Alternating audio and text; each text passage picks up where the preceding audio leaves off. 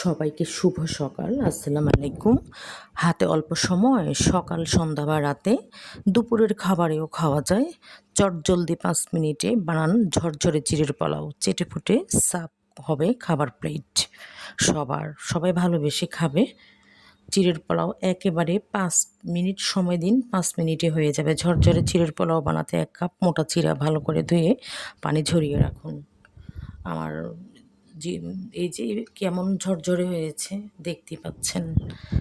ঝরঝরে চিড়ের পোলাও বানাতে ১ কাপ মোটা চিড়া ভালো করে ধুয়ে পানি ঝরিয়ে রাখুন। কড়াইতে তেল ও ঘি গরম করে বাদাম ও কিশমিশ, আমার কিশমিশ ছিল না এইজন্য আমি দেই নাই, এই তিলে তারপর তেলের মধ্যে জিরে ফোড়ন দিয়ে পেঁয়াজ কুচি, কাঁচামরিচ, আলু, গাজর কুচি ভেজে, আমার ক্যাপসিকাম ছিল আর বরবটি ছিল, ওগুলো ডিপ ফ্রিজে ছিল, ওগুলো নামিয়ে কেটে কুটে নিয়েছি।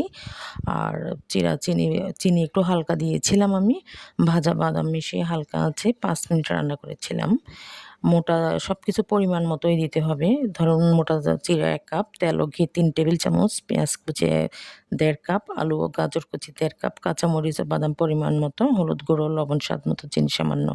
আর আমি বরবটি দিয়েছিলাম আর ক্যাপসিকাম কুচি দিয়েছিলাম। চিড়া ধুয়ে পানি ঝরিয়ে নিয়েছি। তেল গরম করে বাদাম ভেজে নিয়েছি। সবজি ও পেঁয়াজ ভেজে নিয়েছি। মশলা বলতে শুধু পেঁয়াজ কুচি আর হালকা একটু রসুন আর একটু জিরা গুঁড়ো দিয়েছি। আর একটু সরিষা দিয়েছিলাম, গোটা সরিষা, বাটা না। আর চিড়াগুলো ভেজে নিচ্ছিলাম, হালকা একটু হলুদ দিয়েছিলাম। সাদা জিনিস এমনিতে ভালো লাগে না, তো এই জন্য একটু হালকা হলুদ দিয়ে নিয়েছিলাম। হলুদ দিয়ে ভালোভাবে আমি ভেজে নিয়েছি যাতে হলুদের ঘ্রাণটা না থাকে। একটু ঘি দিয়ে দিয়েছিলাম। ঘিটা দিলে একটু খেতে আলাদা ধরনের একটু ভালো লাগা কাজ করে। আর শুধুমাত্র ৫ মিনিটেই আমার এই চিড়ার পোলাওটা হয়ে গেছে। কেউ যদি খেতে চান একদম চটজলদি হাতে একেবারেই সময় নিয়ে চিড়াগুলো ভিজিয়ে রাখুন।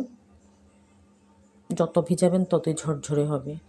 আর যত প্রয়োজনীয় দিবেন সবজি, ওগুলো সবগুলো কেটে কুটে রাখুন।